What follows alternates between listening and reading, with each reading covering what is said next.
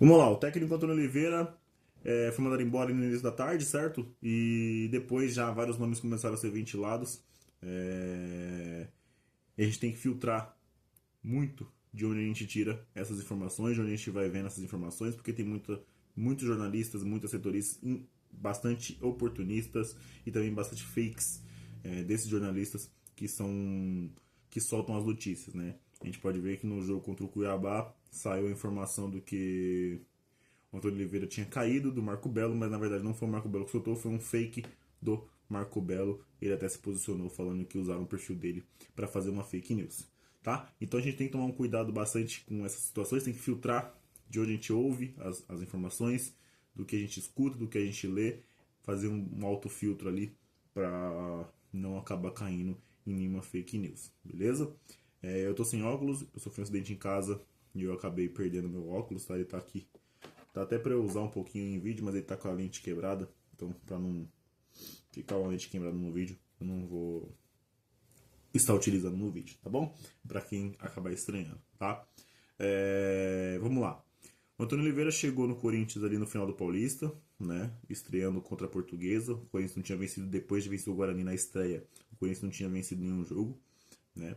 Ele assume logo depois que o Corinthians perde pro Santos na Vila, né? Com um auxiliar que chegou junto com o Mano Menezes no ano esse ano, né? Junto à comissão técnica do Mano Menezes, correto? E ele foi mandado embora assim que perdeu para o Santos e o Antônio Oliveira assumiu logo no domingo, né? A equipe do Corinthians. E nisso o Corinthians vence a Portuguesa, o Corinthians paga a multa dele a tempo de fechar o bid, de sexta para sábado, o Corinthians contrata o Antônio Oliveira e ele consegue mandar o Corinthians na conta portuguesa já no domingo. O Corinthians vence aquele jogo por 2-0 e depois o Corinthians emplaca uma sequência de vitórias até fazer um jogo contra o Palmeiras na Arena Barueri, né? Onde faz um jogo 2-2, onde ali a gente teve uma sensação de vitória pelas circunstâncias da partida, né? E depois ele tem uma vitória pela Copa do Brasil e acaba sendo derrotado pela Ponte Preta em casa. Foi a primeira derrota do Antônio Oliveira pelo clube do Corinthians, sob o comando do Corinthians, certo? Nisso, a gente não classificou no Paulista devido a essa derrota. Provavelmente a gente se classificaria vencendo todos os jogos em diante quando ele assumiu, mas a gente acaba perdendo para a Portuguesa, para a Ponte Preta e acaba não conseguindo a classificação. Nisso não foi culpa dele, ele chegou com o bonde andando e não foi culpa dele essa derrota, certo? Depois o Corinthians começou a fazer bons jogos, aí chegou no teto. O teto chegou quando começou o Brasileiro.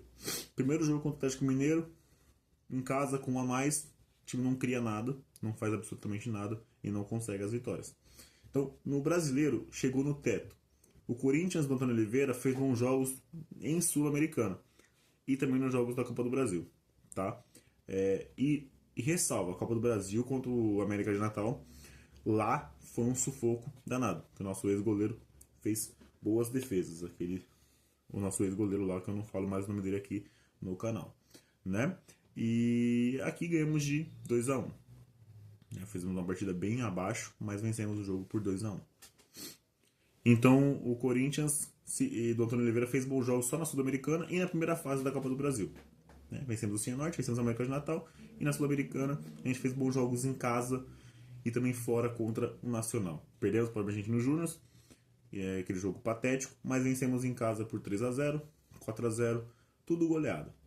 O Corinthians não teve nenhum jogo difícil em casa, né? Pela Copa Sul-Americana. Então, se for tirar um parâmetro, o bom trabalho do Antônio Oliveira chegou a um teto no Brasileiro e bons jogos apenas na Sul-Americana e nas primeiras fases da Copa do Brasil. Eu venho falando muito aqui que o problema do Corinthians não é só técnico, não é só quem comanda, né? Tem problemas internos que afetam o campo, que afetam os jogadores, que afetam o comando técnico. Só que, né, a gente vê clubes com quase os mesmos problemas em questão de dívida, em questão de problemas internos e conseguem extrair dos jogadores. O meu ponto sobre o Antônio Oliveira, e para mim já era para ele ter caído há muito tempo, Não por ser exatamente toda a culpa dele, e sim por ele não ter valência de um treinador que consegue tirar uma sacada da cartola e mudar um jogo. Ele é um cara muito pragmático, ele é um cara muito focado na mesmice, é o esquema dele, ele não sai desse esquema, ele não muda esse esquema, ele só tem esse esquema. E esse esquema dele não favorece jogadores como Rodrigo Garro, jogadores como Breno Bidon, como Coronado, né, e como o Wesley. Tá? Por quê? Porque é um padrão muito básico, é um padrão muito de times que tentam fazer bons é um esquema tático que funciona com times pequenos, né? Times como Cuiabá, times como o Atlético Goianiense, times que precisam se manter na tabela e atrapalhar equipes grandes. Mas o Corinthians é uma equipe grande. Embora hoje tenha essa pequenada e virado um time pequeno, mas o Corinthians é um time que tem que vencer os jogos. Porque é um time grande no Brasileirão. É um time grande. Embora seja essa bagunça, historicamente o Corinthians é um time muito grande. Então esse esquema do Antônio Oliveira pragmático não funciona no Corinthians. Funciona no Cuiabá, funciona no Atlético Goianiense, tá? Funciona no Vitória, funciona na Criciúma, funciona nesses times. No Corinthians não, no Corinthians você tem que ser arrojado, você tem que ser corajoso, você tem que enfrentar os seus adversários, competir com os seus adversários.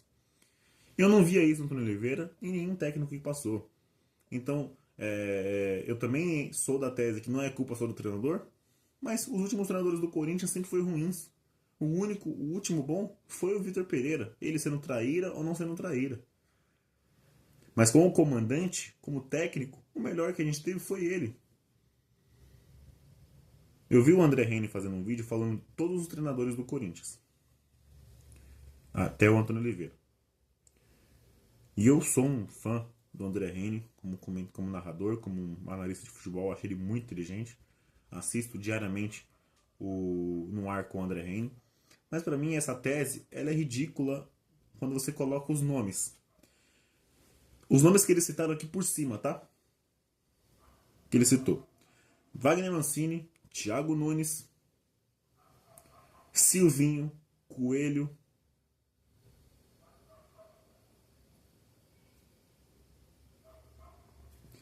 Então, olha os nomes que ele citou. Wagner Mancini, Luxemburgo, Mano Menezes. São técnicos pro Corinthians? São bons técnicos? Me fala o último trabalho bom do Luxemburgo. O último trabalho bom do Mano Menezes, com títulos, tá? O último trabalho bom do Mancini, se é que teve. Do Thiago Nunes, 2019, né?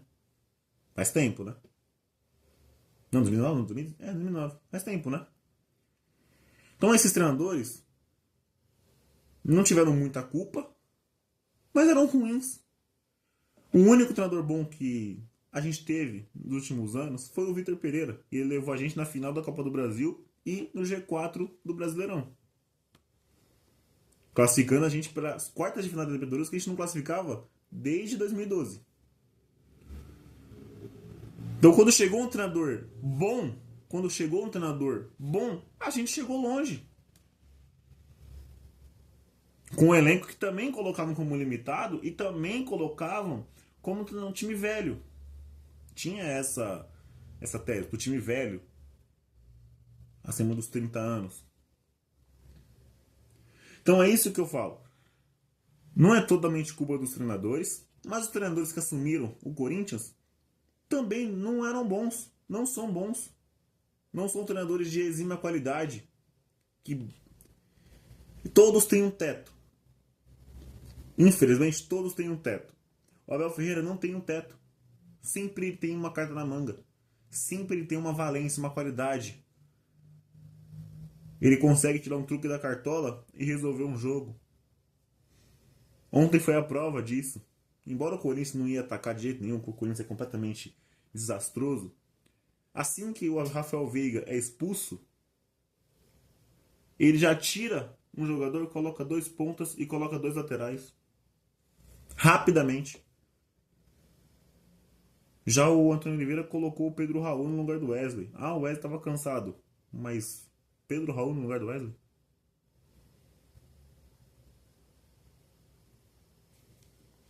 Então, essas são as diferenças de um treinador que tem cartas na manga, que sabe pensar rápido, que lê o jogo, do que o Corinthians. O Abel Ferreira, hoje, até porque na janela vai chegar reforço lá pros caras, ele não tem essas peças impressionantes que a gente tem, que a gente acha que o Palmeiras tem. O Palmeiras tem um elenco limitado, pelo menos até hoje. Só que ele faz John jogar bola, ele faz o Fabinho jogar bola, a zaga da base ontem, Naves e Vitor Reis, engoliram o Yuri Alberto. Zaga da base. Então é isso, um treinador bom faz o time jogar. Um treinador mediano tem um teto. E o Antônio Oliveira tem o seu teto. Ele é um treinador que chegou no seu teto. O teto dele foi esse. E tá tudo certo. Ele foi contratado como uma aposta. Não deu certo. Ok, valeu a aposta. Ele salvou a gente do que a gente queria. A gente queria que chegasse um treinador que fizesse um trabalho melhor que o Mano Menezes e que tirasse a gente do rebaixamento do Paulista. Ele conseguiu isso, ok. Classificou a gente da Sul-Americana, classificou a gente para a terceira fase da Copa do Brasil, mas chegou num teto. Em 13 jogos contra time de Série A, ele venceu uma. Entendeu? Então, 13 jogos, uma vitória. 9 pontos no campeonato.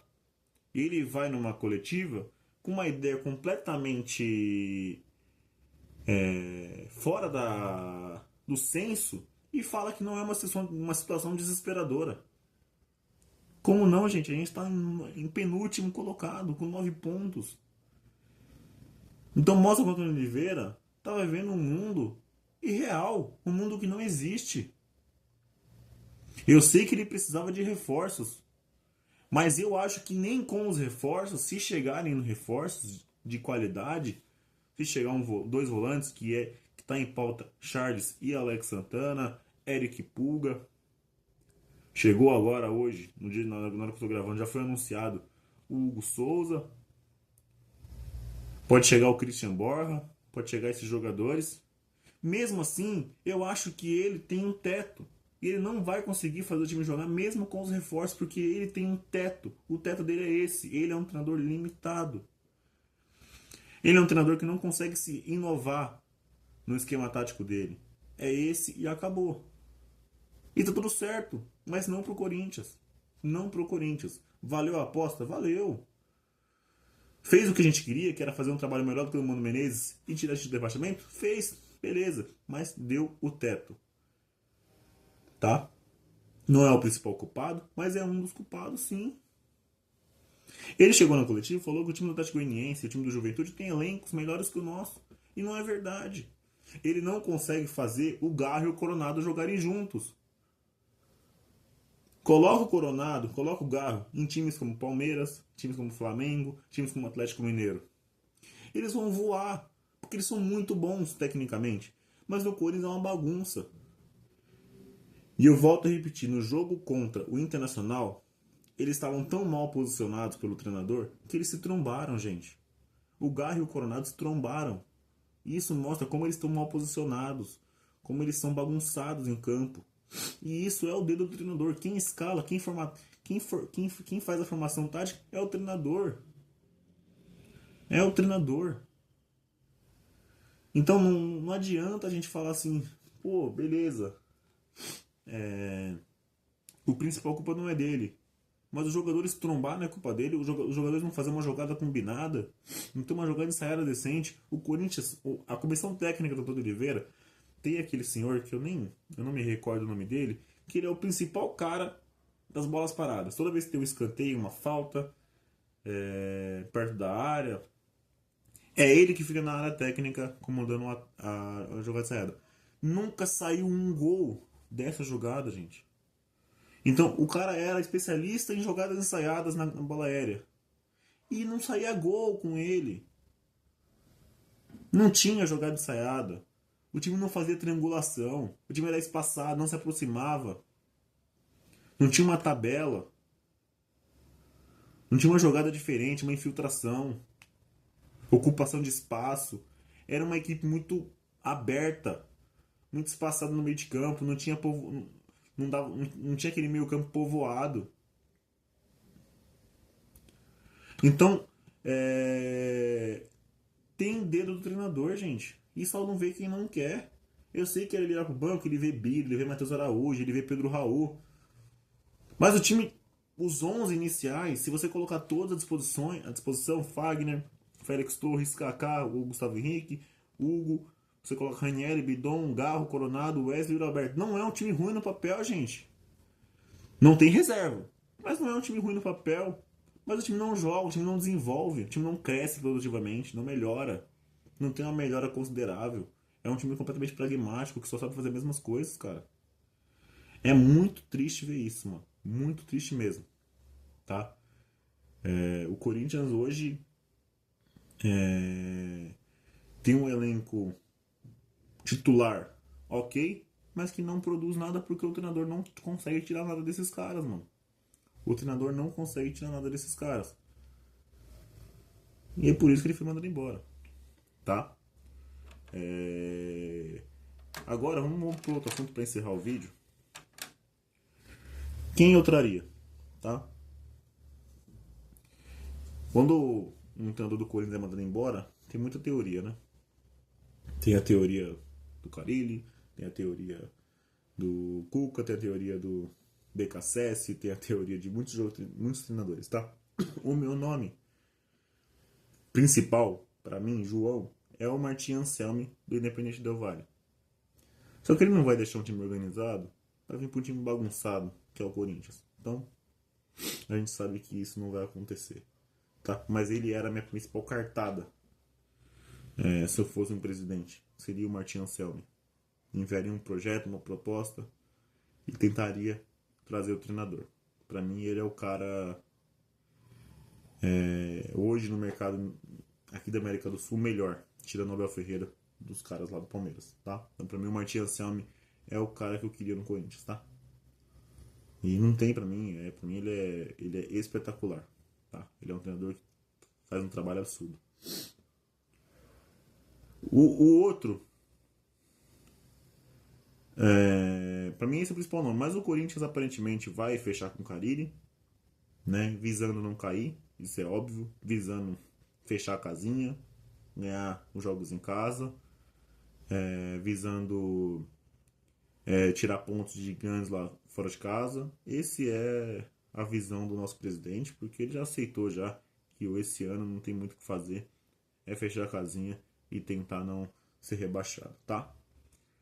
Tem o nome do Cuca, mas o Cuca é aquele negócio, né? Você contrata ele e você traz uma turbulência junto, não só a turbulência do problema lá nos anos 80, tá? É a turbulência do Cuca ser um cara muito fraco emocionalmente e que abandona seus trabalhos, né? Ele é um cara que abandona seus trabalhos, é um cara que não consegue ser um cara confiável, né? Você faz um projeto esse ano, ele salva a gente do rebaixamento e ano que vem você conta com ele para a próxima temporada, ele pode sair no barco no 1º de janeiro, né? 1º de janeiro ele pode falar, pedir o boné e ir embora. Mas é o melhor brasileiro que a gente tem no mercado, que na minha opinião. O Zanardi já acabou a aposta, tá no Goiás, tá bem lá. Já saiu a aposta do Márcio Zanardi, eu acho muito difícil eles tentar novamente o Zanardi. Tá? E eu acho que não tem esse estofo para chegar aqui e tentar salvar de do rebaixamento. Para mim, infelizmente, ele não tem essa. Ele não vai conseguir chegar aqui e fazer a gente salvar. Ele não tem esse estofo, ele não tem esse peito para. É um treinador jovem que tem que ser início de projeto, começo do ano, você dá uma aposta, você tenta ficar com ele até o começo. Aí sim ele vai criando casca. Mas chegar agora, não tem casca nenhuma para ser treinador do Corinthians no atual momento. Tá? Fernando Diniz, pra mim, não tem a mínima chance. Um treinador pra mim que é muito fraco. Não tem a cara do Corinthians. Ainda mais, se fosse pra ser o Fernando Diniz, se ele fosse um treinador bom que falasse assim, pô, eu quero. Como é que ele vai fazer Kaká e Gustavo Henrique fazer a saída de bola? Caetano. Quanto tempo demora pra o esquema tático do Diniz começar a dar certo no Corinthians? Estamos em junho, julho já, cara. Não tem como você trazer o Diniz. Até ele conseguir implementar a sua ideia, a gente tá rebaixado, tá? Então, pra mim, o meu nome é o Martin Anselmi, mas aparentemente vai ser o Carille. E se não for o Carille, vai ser o Ramon Dias esse técnico do Vasco, tá? Porque eu vi muita gente falando mal dele sem conhecer.